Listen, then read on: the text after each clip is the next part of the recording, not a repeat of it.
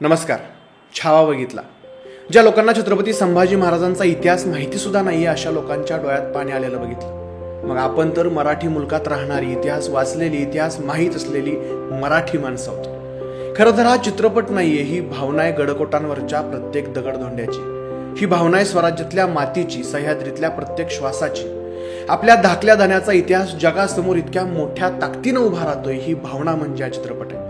चित्रपटाची सुरुवात होते छत्रपती संभाजी महाराजांच्या पराक्रमापासून, बुऱ्हाणपुरीच्या लुटीपासून. आता चित्रपटातले कोणतेही स्पॉइलर मी आत्ता देणार नाहीये, पण सुरुवातीपासून छत्रपती संभाजी महाराज किती पराक्रमी होते हे चित्रपटातनं दिसून येते. म्हणजे एका एका क्षणाला अंगावरती असा काटा येतो, अंगावरती अक्षरशः शहारे उभे राहतात. मग चित्रपटाची सुरुवात होते. आता चित्रपटाच्या दोन्ही बाजू जाणून घ्यायच्या झाल्या तर पहिल्यांदा आपण ऍक्टिंग वरती बोलूया. जेव्हा समजलं होतं ना की विकी कौशल छत्रपती संभाजी महाराजांची भूमिका करणार आहेत, तेव्हापासून प्रतीक्षा होती, तेव्हापासून क्युरिओसिटी होती की ही भूमिका विकी कौशल कसे साकारतील. आणि नो डाऊट विकी कौशलने छत्रपती संभाजी महाराजांची भूमिका पार पाडण्याचा पुरेपूर प्रयत्न केलाय. म्हणजे त्यांचं रौद्र रूप, त्यांच्या डोळ्यातले इमोशन्स, ज्यावेळेस जिजाऊ मासाहेब, छत्रपती शिवाजी महाराज, सईबाई यांच्याप्रती शंभू महाराजांचं प्रेम दिसतं, ती आत्मीयता विकी कौशलने त्याच्या डोळ्यात साठवून ठेवले. म्हणजे बुऱ्हाणपूरची लढाई झाल्यानंतरचा जो पहिला सीन आहे छत्रपती संभाजीराजे आणि हंबीरराव मोहिते यांच्यातला, तो संवाद त्यांच्यातला डायलॉग आहे. आणि त्यात विकी कौशल म्हणजे छत्रपती संभाजी महाराजांचं जे पहिलं वाक्य आहे ते वाक्य ऐकल्या ऐकल्या छत्रपती संभाजी महाराजांच्या हृदयात त्यावेळी किती कालवा कलव सुरू असेल, किती घालमेल सुरू असेल, किती गोष्टी त्यांच्या मनात चालल्या असतील हे त्या अर्थतेतून समजून येतं.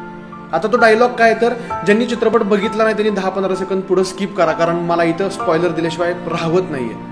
सरसेनापती हंबीरराव मोहिते महाराजांकडे येतात आणि शंभू महाराजांना राजे म्हणून हाक मारतात. त्यावेळी शंभू महाराजांच्या तोंडी हे वाक्य आहे की निदान तुम्ही तरी आम्हाला शंभूबाळ म्हणून हाक मारा. शंभूबाळ ऐकण्यासाठी आमचे कान तरसलेत.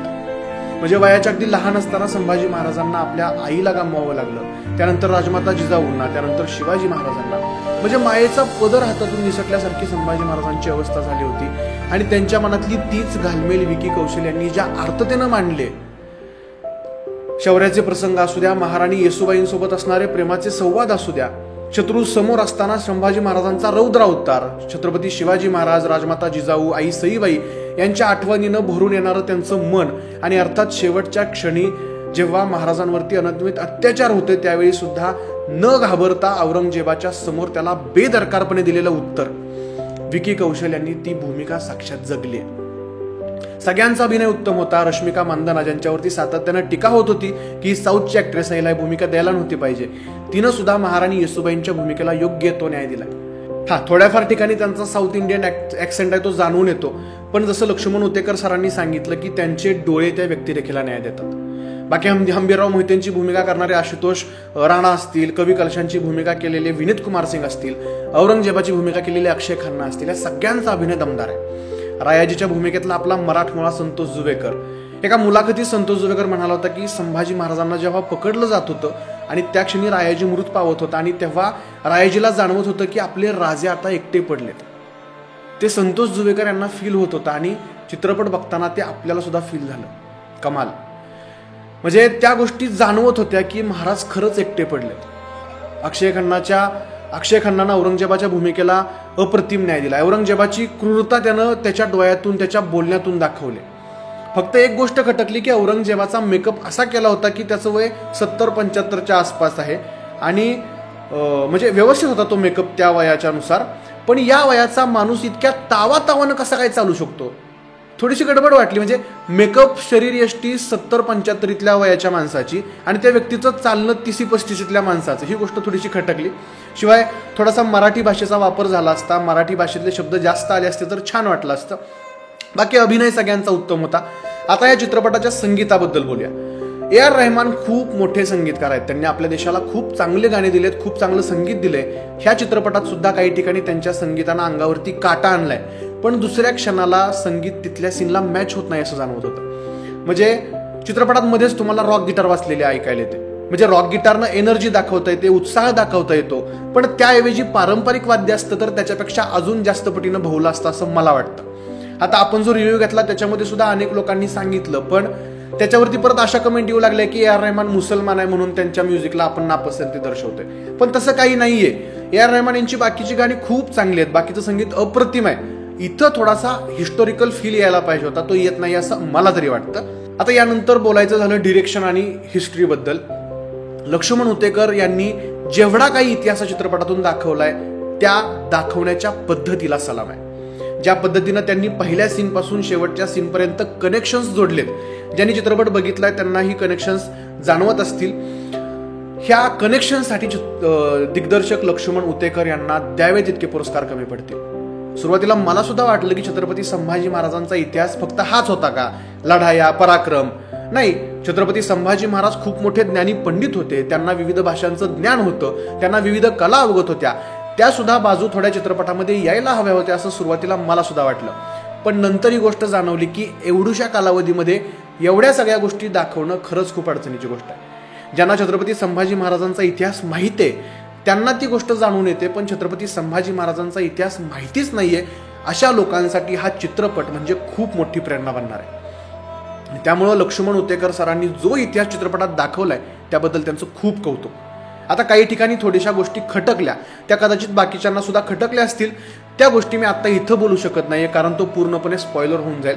मग त्याच्यावरती आपण कधीतरी नंतर एखादा अभ्यास करून एखादा व्हिडिओ बनवूयात. आणि आता येऊ चित्रपटाच्या शेवटाकडं. म्हणजे माझ्या ओळखीतल्या बऱ्याच जणांनी चित्रपट बघितला नाहीये कारण छत्रपती संभाजी महाराजांचा शेवट आपल्याला चित्रपटात बघावा लागणार आहे.